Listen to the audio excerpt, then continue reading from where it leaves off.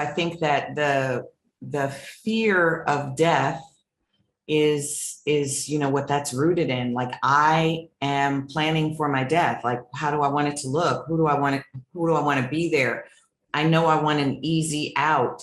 I know I want to divest myself of things before that time so that my children aren't left to have to manage a whole bunch of stuff that I accumulated.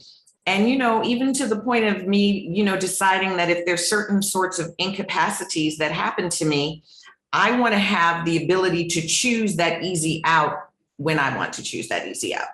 I don't want my life or death in anyone else's hands. So I think about that. When did you start doing that? Because you're still relatively young. I'm 59, but people are getting Alzheimer's at 70 and completely incapacitated.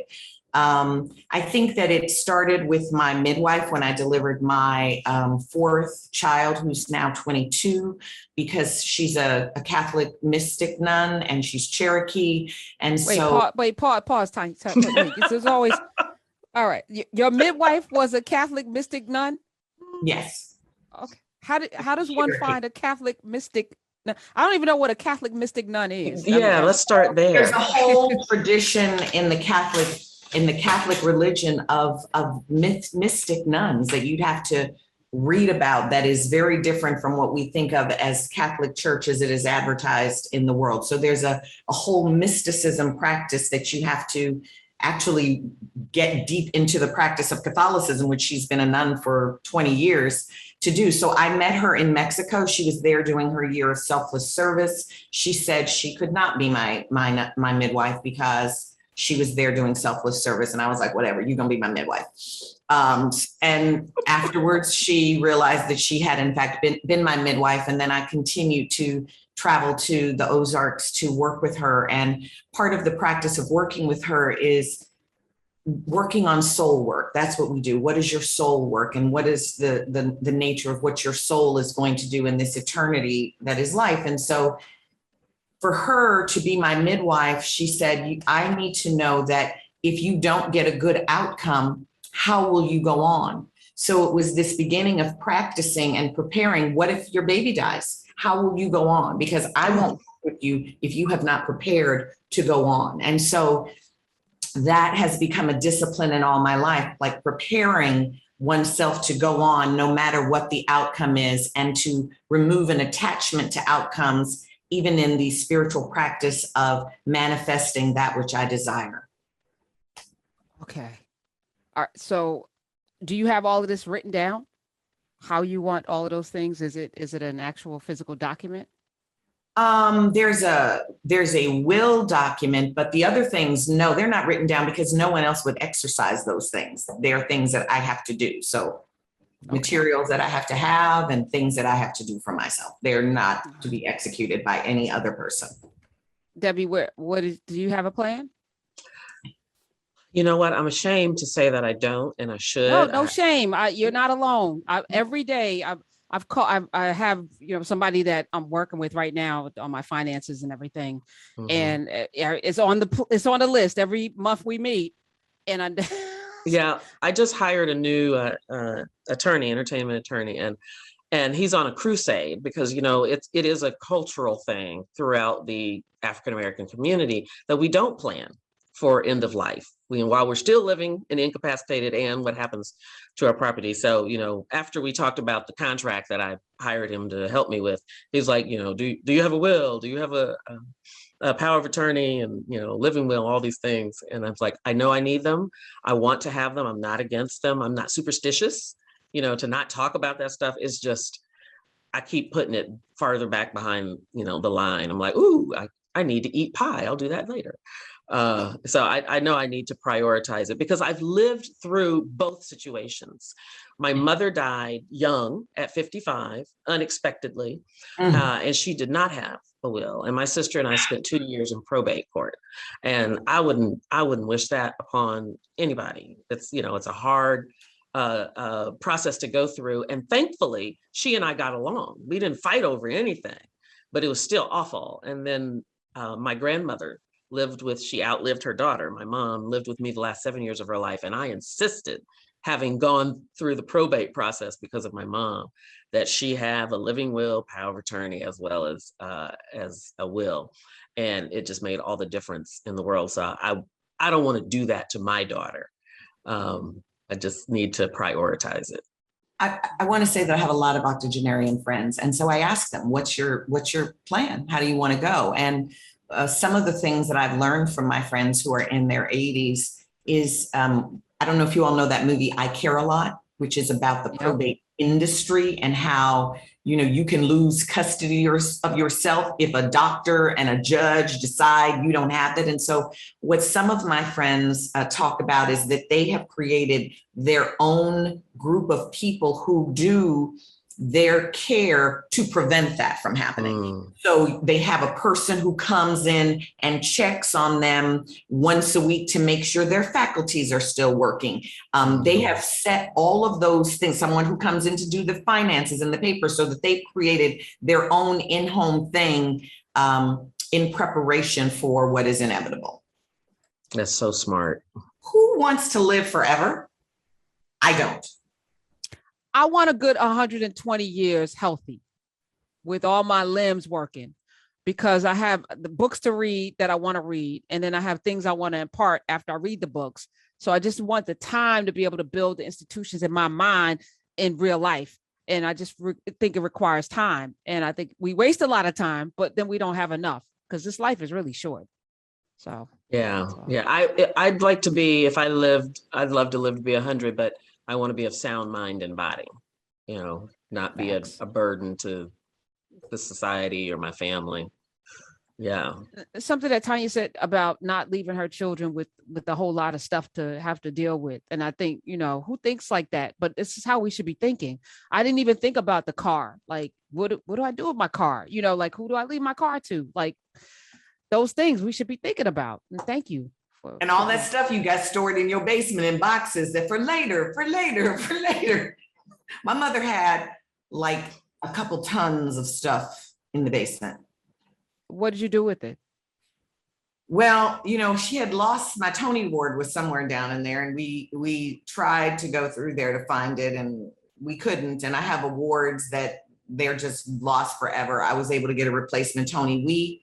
We got rid of a lot of it, but we did not get rid of it all. We were not. I mean, it was 50 years she lived in that house. So there was 50 years of stuff. And we had a full basement. That was hold on. You gave your Tony to your mama? I did. And then she put it somewhere and nobody could see it? Yeah. Okay. She wouldn't have sold it on eBay, would she?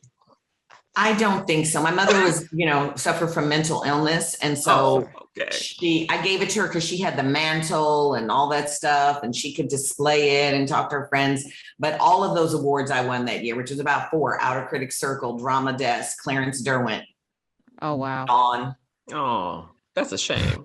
Well, we know you won them though, because you did that damn thing. Tonya Pinkins is here. Little small flex, which we absolutely are here for, y'all. That's right. This is such an accomplished panel today. I'm like sitting back, just smiling. Sherry in California. Welcome. Sherry. Oh, I'm a long time listener and a first time caller. Been waiting to say that. Liz, Liz, come on.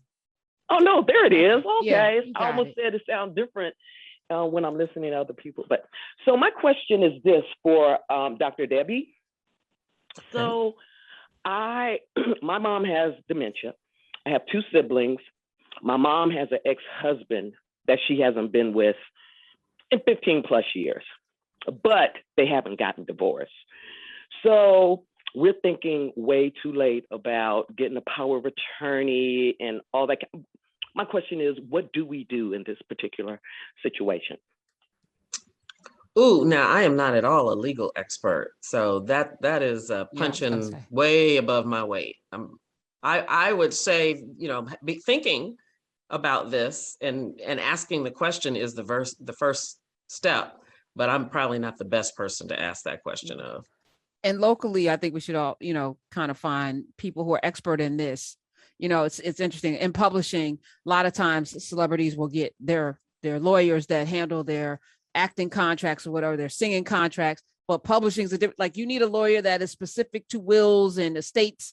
Don't get your friend that's a general lawyer to do something that is, people have expertise in areas for a reason. So we should find somebody who's expert in that, not just a general lawyer, because general lawyers make hell for specific things because they're looking for stuff that they don't know the content. And this is not legal advice, but it's just a fact that I know from being married. If they were married for 10 years, he's going to get half of her Social Security. Facts. Even in California, all over the country. Or 10 years of marriage, you get half of the Social Security.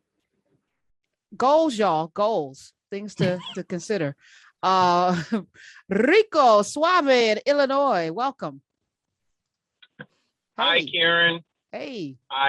And things are better for me now. I talked to you last time. You said I was a little bit I was a little upset, but I'm doing good. And what I was trying to say, Karen, is that she was talking about these estates. You have to have some kind of estate attorney. And people need to set that up. I think that's something that every family has to discuss. If you look at Stuart Scott, he had a lot more money than we did, and he had an estate, and it's all messed up. I mean, Aretha Franklin did not have her estate together. They're going to be hanging.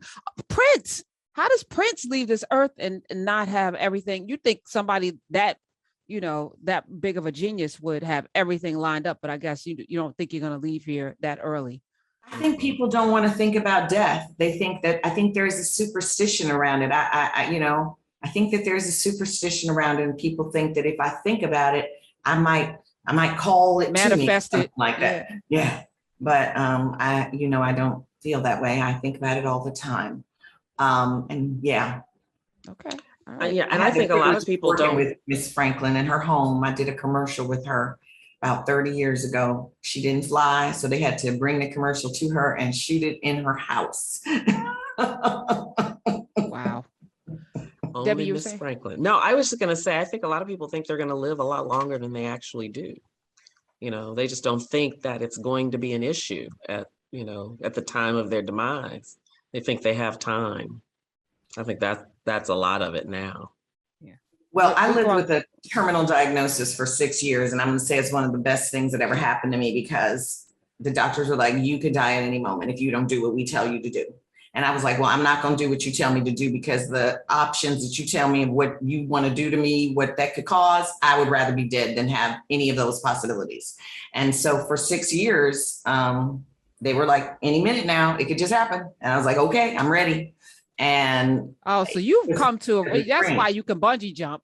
You've already. I bungee jumped long before all that. All right, but I'm saying your mentality. 8 years.